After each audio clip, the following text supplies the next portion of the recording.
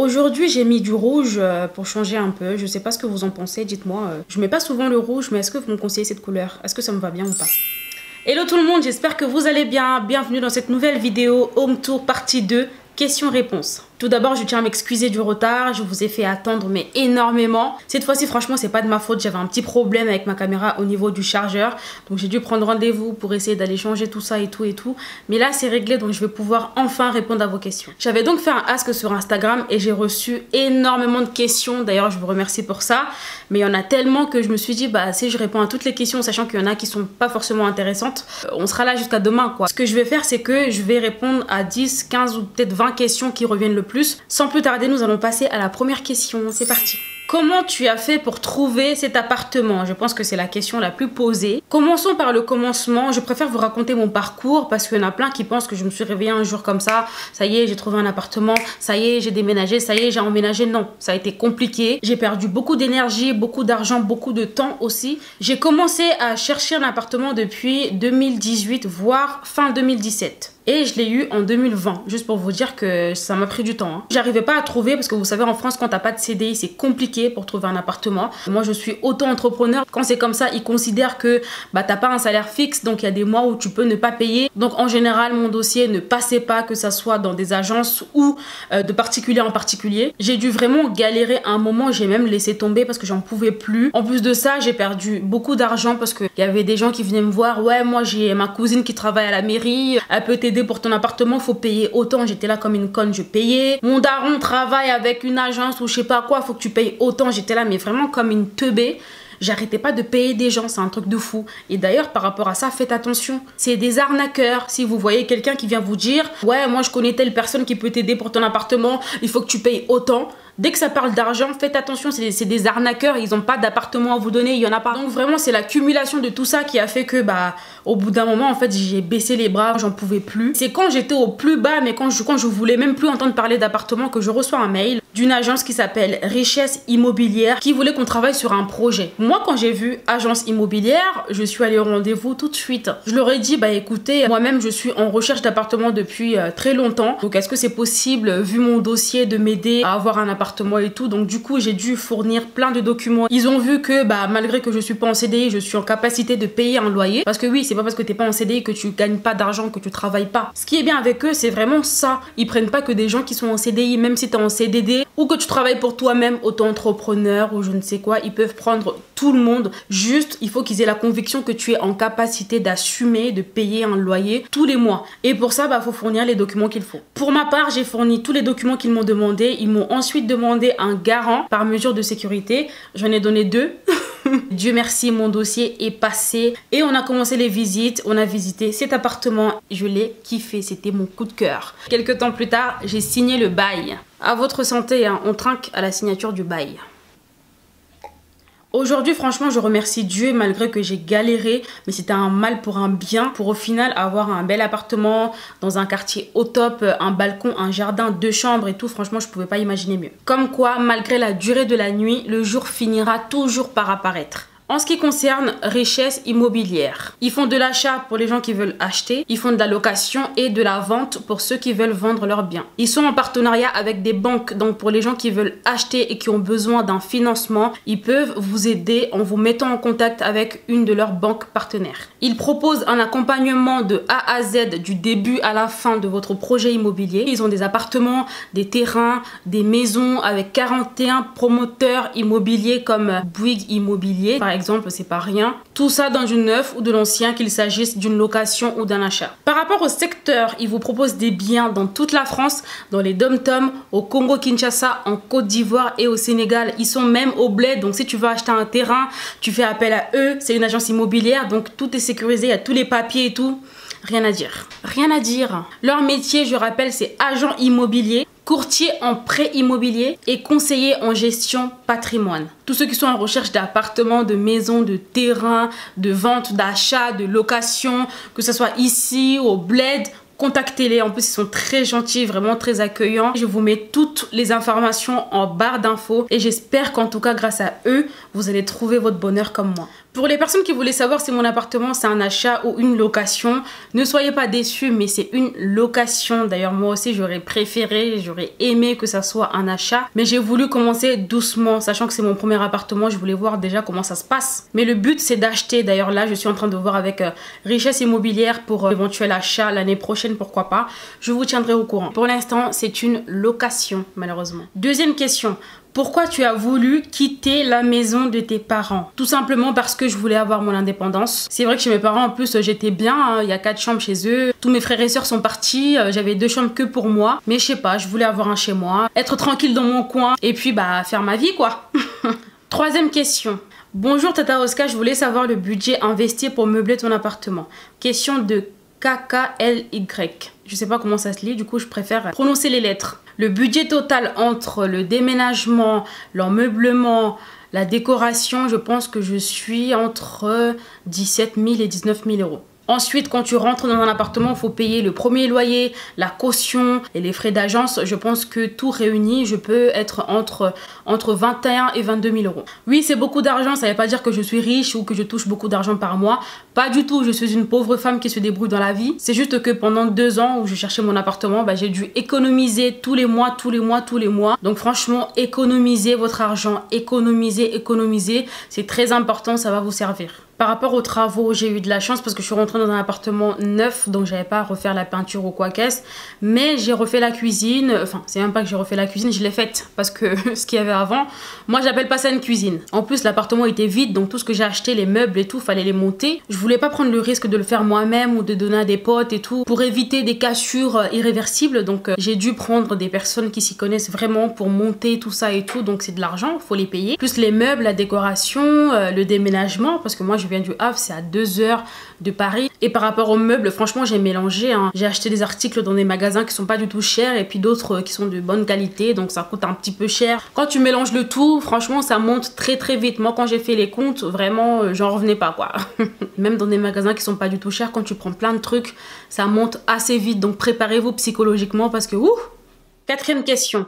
Où est-ce que tu as acheté tes différents meubles? Je vais vous dire ce que je connais en tête là tout de suite. Et les autres, je chercherai, je vous mettrai en barre d'infos. J'ai mis une lumière artificielle parce que la lumière du jour est partie, dommage. On va commencer par mon lit. Franchement, ça c'est parmi mes achats préférés. Genre, j'aime trop mon lit. Il est trop beau, le matelas est confortable, tu dors bien, tu te réveilles en forme. Mon lit, je l'ai pris chez Spécial Meubles. C'est une page Facebook qui vend plein de lits, plein de beaux lits. Vous savez, les lits qu'on voit sur Instagram là. Les lits que tu vois sur Pinterest, mais vraiment trop beaux quoi. Je suis allée sur place, ils ont un showroom qui est à Garges-les-Gonesse dans le 9-5. Vous pouvez aussi commander en ligne, je crois. Et ce que j'ai kiffé chez eux, c'est que tu commandes ton lit. Si tu es en Île-de-France, ils viennent te livrer gratuitement chez toi. Et en plus, c'est eux-mêmes qui font le montage. En plus, moi, mon lit, c'est un lit coffre. Ils en ont plein comme ça te fait gagner de la place, mais de ouf. Ma tête de lit est cloutée en couleur beige, vraiment très jolie. J'ai pris la taille 160 x 200 avec le matelas Elite y compris. Ça m'a coûté à peu près 900 euros. Pour les intéressés, je vous mets en barre d'infos leur site internet, leur page Facebook, l'adresse de leur showroom ainsi que leur numéro de téléphone. En tout cas, n'hésitez pas à appeler, à aller sur place, aller voir ce qu'ils vendent. Vraiment, c'est super beau, rien à dire. Ensuite, mon canapé vient de chez Ikea et il m'a coûté 1200 euros. Je me rappelle que cette couleur, il en restait qu'un seul en Île-de-France. Du coup, je suis partie toute seule dans le 77. En plus, il faisait chaud, j'étais fatiguée. Bref, j'ai dû porter ça toute seule. La galère, mais enfin, je l'ai eu et je l'aime trop. Il est trop confortable, très profond et tout. Vraiment, on dirait un lit, quoi. Mon dressing vient de chez Ikea également. Je l'ai pas trouvé exposé comme ça dans le magasin. J'ai dû le personnaliser moi-même. Et par rapport au prix, franchement, si je prends tout le dressing, je suis à peu près à 2000 euros. Hein. Ma table basse vient de chez Cdiscount. Elle m'a pas du tout coûté cher, mais en tout cas, c'est une très bonne qualité et je suis contente. Elle est très jolie en plus. Et l'autre petite table qui est à côté vient de chez Maison du Monde. Ma cuisine vient de chez Brico Dépôt. Moi, je suis team moins cher. Et Brico Dépôt, franchement, ils ont des prix assez raisonnables parce que les cuisines en général, ça coûte assez cher, quoi. Donc, j'ai dû dépenser sans le frigo à peu près 3000 euros par là, voilà. Mon frigo et ma machine à laver viennent de chez Electrodépôt. En ce qui concerne l'électroménager, ne vous prenez pas la tête, allez chez Electrodépôt. Par contre, choisissez quand même de la bonne marque, hein, histoire que ça dure longtemps, quoi. Mon frigo, moi, je pense qu'il m'a coûté 900 €. C'est un frigo américain de la marque Samsung. Ma machine à laver est de la marque Samsung également. Je pense que ça m'a coûté 600 €. Ça sèche et ça lave en même temps. Très pratique, rien à dire. Ma télé m'a coûté à peu près 1100 ou 1200 €. Je l'ai acheté chez Boulanger et elle est de la marque LG. Mes rideaux viennent de chez Maison du Monde. Le pouf qu'il y a au salon vient de chez Maison du Monde également. J'ai quelques décos qui viennent de chez Alinea. Ma coiffeuse vient de chez Ikea. Les ampoules qui sont sur la glace de ma coiffeuse viennent de chez Amazon. Il y a d'autres articles de déco que j'ai achetés chez Action,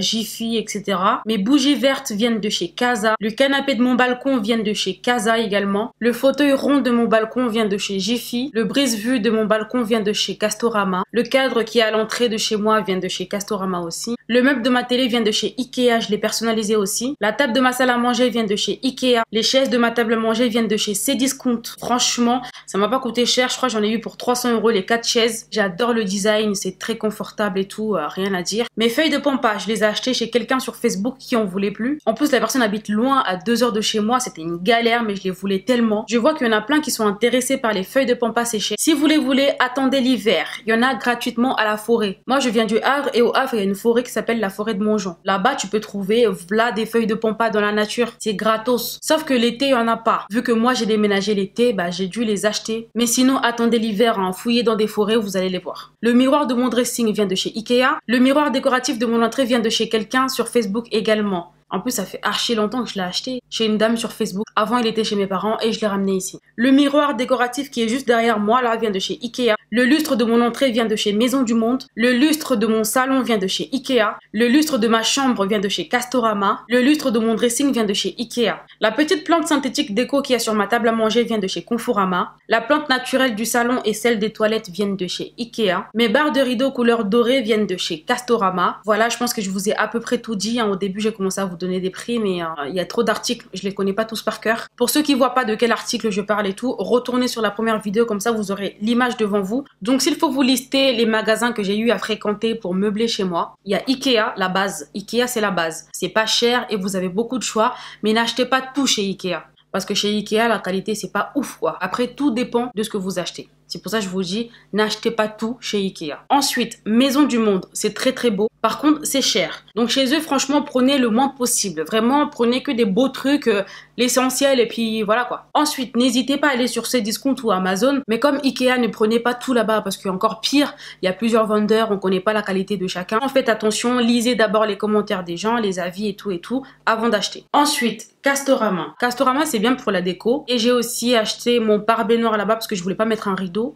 Ensuite, Alinea. Alinea, c'est cher. C'est très cher. C'est une très bonne qualité en tout cas. Mais si vous êtes pour le moins cher comme nous autres, si vous n'avez pas un gros budget, si vous n'avez pas 50 000 €, n'allez pas acheter tout votre appartement chez Alinea parce que c'est extrêmement cher, hein. Il y a aussi des petits magasins comme Action, Jiffy, surtout pour des petits trucs de déco à la maison et tout. C'est très très bien, c'est pas cher du tout. Et franchement, il y a des trucs qui sont très jolis, donc n'hésitez pas. Ensuite, Facebook ou Le Bon Coin. Alors là, franchement, il faut pas du tout hésiter, hein. Vous pouvez tomber sur des trucs intéressants ou des trucs de qualité mais à bas prix. Maintenant, il y a un autre magasin où j'ai acheté 3 articles. Je vous le déconseille absolument. C'est un magasin qui s'appelle Menzo. Menzo est un site internet qui vend plein de trucs sympathiques, très jolis et tout. Chez eux, j'ai acheté le fauteuil vert du salon, le pouf du dressing et le bout du lit qui est dans ma chambre. Comme vous voyez, en tout cas, c'est très joli. Rien à dire, sauf que j'ai beaucoup à dire sur Menzo. N'allez pas chez Menzo. Vous savez, pour meubler mon appartement, j'ai fait 0 partenariat, alors que j'aurais pu, hein. Donc si je suis là pour répondre à vos questions, c'est que je dois dire la vérité. Parce que j'ai aucune marque qui m'a payé pour venir mentir ici, là, non. J'ai vu leur pub, je crois, sur internet, hein. Je suis allée sur place directement parce que moi, j'étais pressée, hein. Je voulais pas attendre la livraison, là. Je savais pas combien de temps ça allait prendre. Les salariés qui travaillent chez eux, en tout cas, très très gentils. En plus, elles m'ont reconnue, c'est toutes des filles. Je vous salue, j'ai même croisé une fille qui avait passé le permis avec moi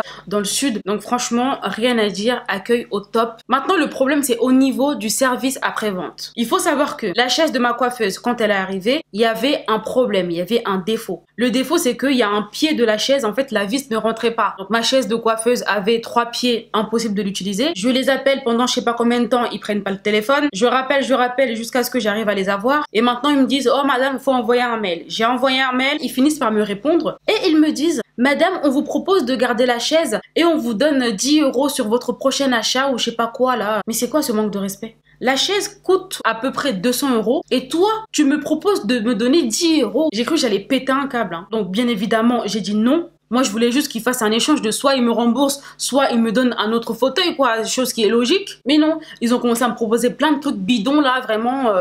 Je disais non à tout. Ils ont forcé de ouf avec leurs propositions bidons, quoi. Enfin, ils finissent par accepter et ils me disent, madame, envoyez-nous la photo du fauteuil avec le carton d'origine. Je leur ai dit, le carton d'origine, je l'ai pas. Parce que le jour où je suis partie chercher le fauteuil dans vos entrepôts, le mec qui travaille chez vous a enlevé le carton parce que ça ne rentrait pas dans ma voiture. Donc c'est lui qui est resté avec le carton. Et des cartons, bah vous en avez plein dans vos entrepôts, j'en ai vu plein, donc c'est pas ça qui va compliquer les choses, quoi. La go, elle a dit, c'est pas son problème si j'ai laissé le carton et tout.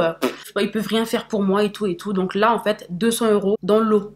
200 € dans l'eau. Ça s'est pas arrêté là. Hein. Le bout du lit, quand je l'ai déballé, il y avait aussi un défaut. Même le fauteuil vert, quand je l'ai déballé, il y avait un défaut. Donc franchement, qu'est-ce que c'est quoi? Qu'est-ce que c'est que ça? J'ai dû faire appel à quelqu'un pour régler tous ces petits problèmes et du coup, j'ai dû payer encore quoi. T'achètes des trucs, il y a des défauts partout, ils te proposent des 10 € alors que c'est cher quand même ce qu'ils vendent. Ils veulent pas rembourser ni échanger. Donc tu dois encore payer quelqu'un pour régler ton problème. Non, franchement, Menzo là, ils m'ont tellement énervé. Hein. Je vous déconseille Menzo. Voilà. Bref, c'était mon petit coup de gueule. En tout cas, j'espère que j'ai répondu à la question. S'il y a des articles que vous avez aimés chez moi et que j'ai pas cités dans cette vidéo, n'hésitez pas, écrivez-moi tout en commentaire, je vais directement répondre à votre commentaire. Je crois que c'est la question 5.